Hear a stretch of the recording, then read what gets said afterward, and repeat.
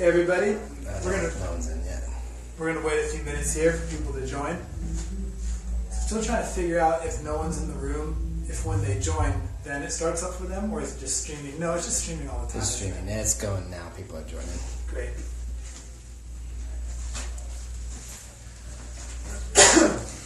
How's everybody doing today? Top of the morning to you all.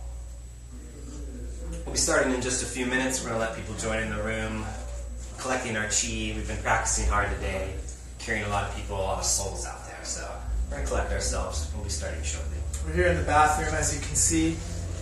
Nick had a very emotional yoga session earlier, and he actually punched out this mirror. He was doing a specialty move of his called Pigeon Pecks the Pie. It's something that he's been working on, a new yoga move, for a long time. Yes. He pecked his pie right into this mirror and smashed it. It was very worth it, though. All my chakras have been very clogged lately. And Pigeon Pecks the Pie, its main specialty is clearing out your chakras. And, you know, sometimes you crack a mirror, and other times you got to clear your chakras. So I'll teach you guys Pigeon Pecks the Pie, probably one of these coming up weeks. You can join my yoga sessions. I do them every week in every city I'm in, so just keep an eye out for my yoga sessions. What does this mean about your luck since you broke a mirror?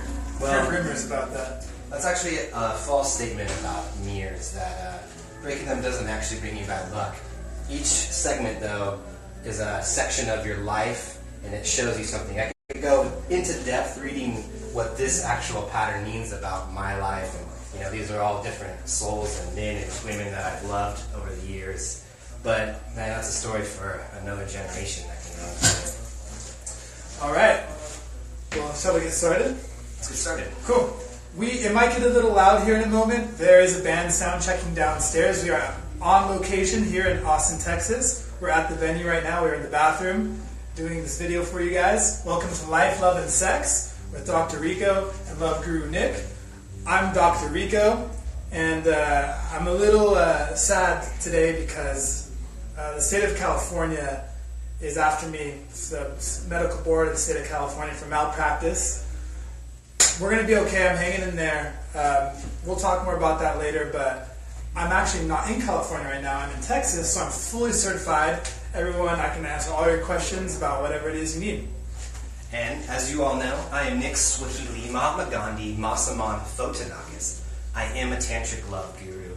A little bit about my classifications and credentials is I once went to the boardwalk in Santa Cruz and I drank Foster's beer. There I played mini golf and I did Zoltaire's fortune telling, and he said that one day you will grow up to know everything there is to know about love. I also spent a week taking psychedelic mushrooms in Joshua Tree. I camped. And I spent a week talking to the soul of the flame of my fire, and it told me about the depths and the burning desires of souls. But as it turned out, I really was just on the streets in Hollywood Boulevard talking to a fire hydrant. You and many others, my friend. That's right. Hollywood, many others. Be careful, you never know who's a guru out there on the streets. That's right. So we are not actually credentialed. I'm not a real doctor. Everything we're going to say is just for fun. With that, let's hop right into it. We're going to do a quick one for you guys today. Before we hop into that, that's right. I want to tell everyone, we did bring my Love Guru Gentle Granite Granules out here on the road. As you know, these granules are from 250 million-year-old granite slabs. We harness them into a powder-like form, and you can put that in your mouth, let it dissolve over a few weeks, and it absorbs into your body, but it also works on other life. As you can see, this plant was planted 2 years ago, and this is what it took to grow. It grew up a couple inches. It looks pretty nice, Not bad. Not shabby. But only minutes ago, we fertilized this soil with gentle granite granules, and look at the height on that growth. That's beautiful. Very good. For those of you that don't know, Gentle Granite Granules is Love Guru Nick's supplement that he's working on. This is a perfect example of why you want to buy this when it comes out. It's not out yet, but it's coming soon. This is a prime scientific analysis example expertise. Field study right here. Look at that. Same growth. Even looks more alien-like. Who wouldn't want granite granules? We'll be selling those. It's only $189 for a week's supply of that. You can buy some and sell them to your friends from us. It's a very great deal. We'll be talking about that more later. Coming soon. So first question, shall we do it? Let's hop into it. All right. We have Anonymous here says, here, why don't you read it? You're better at that. Anonymous asks us this week, do you think when you cross the anal hurdle, that's when a couple truly starts to become intimate? Because, I mean, if you can get past poo, you can get past anything, really. I would say that a good relationship is not based on sexual acts. You could have a lot of sexual acts, very elaborate, intense sexual acts, and it doesn't necessarily mean you're going to be in a healthy relationship. Some people need that sexuality and intense sexuality to have a healthy relationship for them, but that's not true across the board. A lot of times it's more about how you treat someone, honesty, trust, communication, things like that. Sexuality does play a hand in it as well, but crossing the anal hurdle, making your relationship stronger, not for everybody. You know, there is something to be said about that question. As some people have said over the years that, eyes are the window to your soul. For some people, sometimes the bunghole is the window to your soul. So, if that's what works for you, then that's okay. I've loved many bungholes over my many auras and years, and for some people it really worked, other people didn't like that. So it just depends, but if that's what you feel really reaches you, then that's okay. There you go. The band just started sound checking downstairs, so bear with us. Next question. The next question is, so I'm a senior in high school, and I'm in love with my physics teacher, like actually in love with her. We are super friendly with each other and have actually met up outside of school. It was for a good reason, nothing illegal, I swear. But I really don't know what to do. It's driving me insane. And there are some times where I feel like she might have feelings for me. What's your advice? Thanks for submitting this question. That's a very good question. We're going to assume that the person asking the question is 18. We don't even want to go anywhere with under 18 stuff. Let's say this person is 18 and they're asking what to do about this crush on their teacher. I would say if you're over 18 and you graduate from school and you've moved on, why not hit that person up? Why not see what's up? If you had a connection, maybe they're really young, maybe you're 18 and they're 21 and they're teaching at your school. Sure, reach out, why not?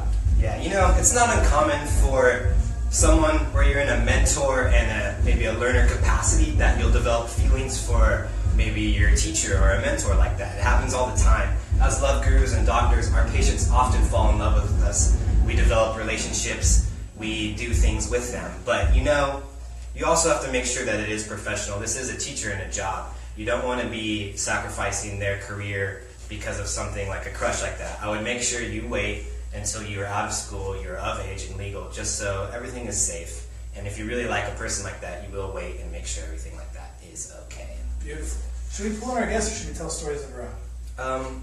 Let's pull in our guest. You can start the story. We have a guest today. He's going to tell a relationship story. A lot of you guys have been asking for this. Let's bring in our guest in. We have our head surgeon here. Oh shit! Hey, I'm texting right now, just saying what up. This is our head surgeon of love here at The Love Thing. He cures many things. He's cured STDs. He's done heart transplants. He can really do it all. A couple times. He fixes wieners, fixes seashells, whatever you need.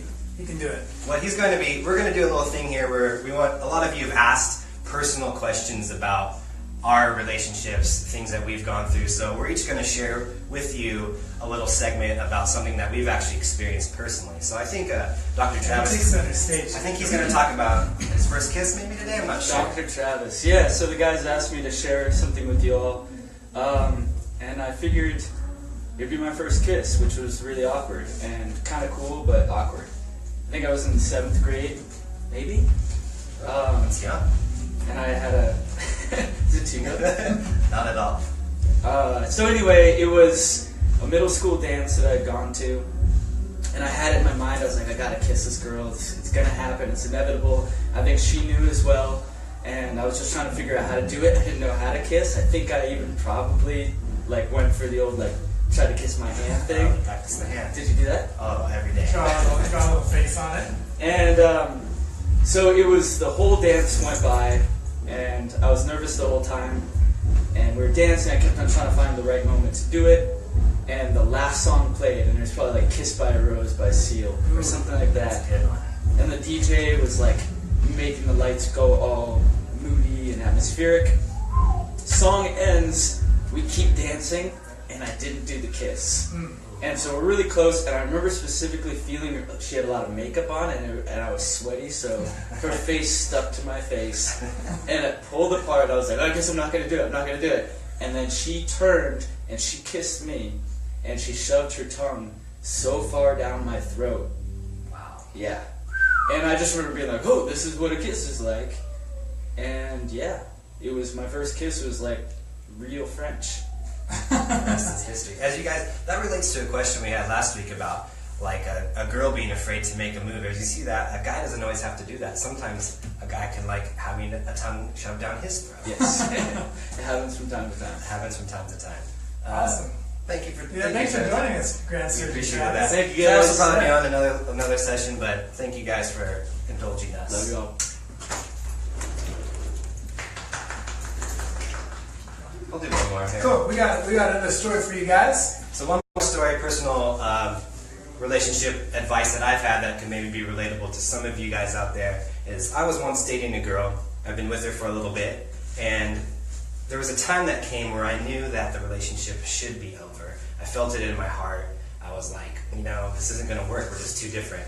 And it was actually right before a big family trip. And I remember driving to the airport, and I was like, I don't want to be with this person.